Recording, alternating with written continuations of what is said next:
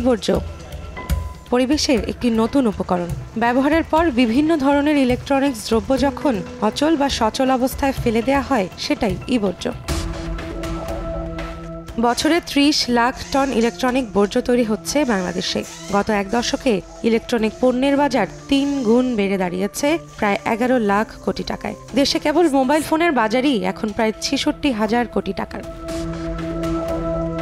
এই বর্জ্যে রয়েছে সোনা, রূপা সহ নানা দামি ধাতু। কেজিতে ২ আনা করে হিসাব করলে ২-৪-৫ ভরি করে মাল হয়।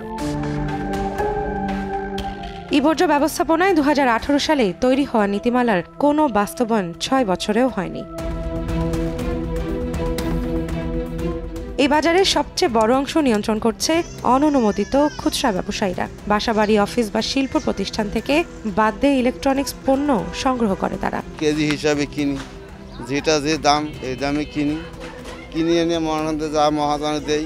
আবার তাদের কাছ থেকে সংগ্রহ করে বিভিন্ন কোম্পানি স্ক্র্যাপ বা ভাঙাড়ি হিসেবে রফতানি করে সরাসরি চীন বা জাপানের মতো উন্নত প্রযুক্তির দেশে। চাইনা নিচ্ছে, মনোটোবাই বিভিন্ন কান্ট্রি নিচ্ছে, কোম্পানির নিচ্ছে আমাদের কাছ থেকে। প্রিন্টেড সার্কিট বোর্ড বা পিসিবি, যা মাদারবোর্ড নামে পরিচিত। একসময় মেরামতকারীরা নষ্ট পিসিবি ফেলে দিতেন, কিন্তু বিগত কয়েক বছর ধরে তা পরিবর্তিত হয়েছে এক নতুন সম্ভাবনায়। বাংলাদেশের ৬টি কোম্পানি পরিবেশ অধিদপ্তর থেকে ই-বর্জ্য ব্যবস্থাপনায় লাইসেন্সপ্রাপ্ত। পুনরুদ্ধার করা যন্ত্রাংশের বেশিরভাগই রফতানি হয় Japan, Dubai, Malaysia, Sri Lanka, Pakistan, চীন ও কাতারে। বার্ষিক টার্নওভার প্রায় ৪০ কোটি টাকা। রিসাইকেল করে ব্যবহারযোগ্য বর্জ্যগুলো যায় কোথায় তা দেখতে এবার ঘুরে আসা যাক সাভারের পূর্ব রাজাসনের জলপাই বাগান গ্রামে বেসরকারিভাবে গড়ে ওঠা ই-বর্জ্য ব্যবস্থাপনা প্রতিষ্ঠান JR রিসাইক্লিং সলিউশনস থেকে। এটা আমরা বিভিন্ন কোম্পানি থেকে আনি।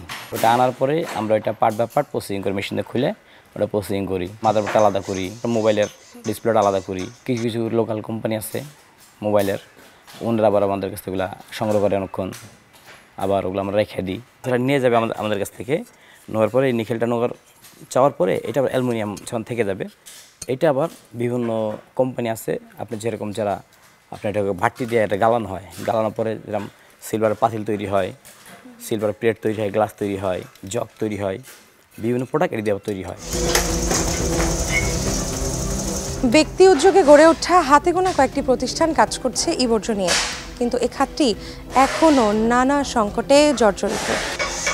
তবে দেশে যে বিপুল পরিমাণ ই-বর্জ্য প্রতি বছর তৈরি হচ্ছে, তার সামান্য অংশই সংগ্রহ করতে পারছে সনদপ্রাপ্ত ই-বর্জ্য রিসাইকেল কোম্পানিগুলো। একটা বর্জ্যকে সম্পদে রূপান্তর করে দেশে ডলার আনে। সরকারের ইনিশিয়েটিভ নেওয়া উচিত, আইনটার পূর্ণাঙ্গ বাস্তবায়ন হওয়া উচিত, এবং সরকারের একটা এছাড়াও করে যদি আমরা এক্সপোর্টটা বন্ধ করতে পারতাম, এবং এই দেশে যদি আমরা একটা ইন্ডাস্ট্রি পূর্ণাঙ্গ রিসাইক্লিং প্ল্যান যদি আমরা করতে পারতাম, তাহলে আমাদের প্রায় ৫ লক্ষ লোকের কর্মসংস্থান হতো। এবার জানা যাক এসব বাতিল পিসিবির শেষ পরিণতি কোথায়। মানিকগঞ্জের সিংগাইর উপজেলার গোবিন্দল গ্রাম, যা স্বর্ণগ্রাম নামে পরিচিত। এই গ্রামের প্রায় প্রতিটি পরিবারই স্বর্ণকারের দোকানের ছাই থেকে স্বর্ণ বা রূপা বের করার কাজ করেন।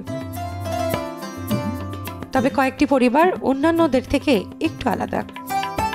এখানে স্বর্ণ বের করা হয় ইলেকট্রনিক পণ্যের সার্কিট বোর্ড থেকে।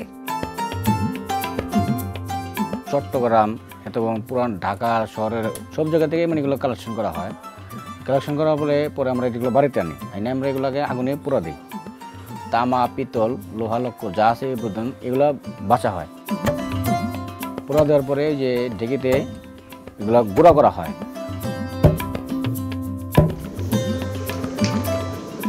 গুঁড়া করার পরে ছাইটি আমরা চুলাতে আমরা এগুলো গালাই।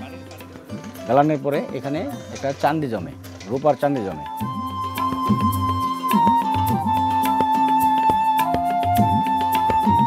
চান্দিটা জমা শেষ হলে পরে এটা আমরা খাওয়ালে চান্দিটা পানি হয়ে যায় আর স্বর্ণটা বাটিতে থাকে।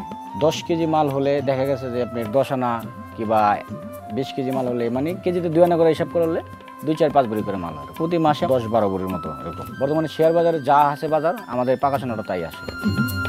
এ কাজে ব্যবহার করা হয় এসিড ছাড়াও নানা রকম রাসায়নিক, কিন্তু বাকি সব রাসায়নিক মিশে যায় বাতাসে কিংবা মাটিতে। বর্জ্য থেকে নিঃসরণ হওয়া ভারী ও বিষাক্ত ধাতু ভূগর্ভস্থে মিশে গেলে এর পরিণতি হতে পারে ভয়াবহ। এ নিয়ে এখনও নেই কোনো গবেষণা তবে পর্যাপ্ত সুরক্ষা ব্যবস্থা ও পরিবেশ সম্মত কার্যকর উপায়ে এসব ধাতু সংগ্রহ করা গেলে ই-বর্জ্য অর্থনীতির জন্য হতে পারে গুরুত্বপূর্ণ সম্পদ।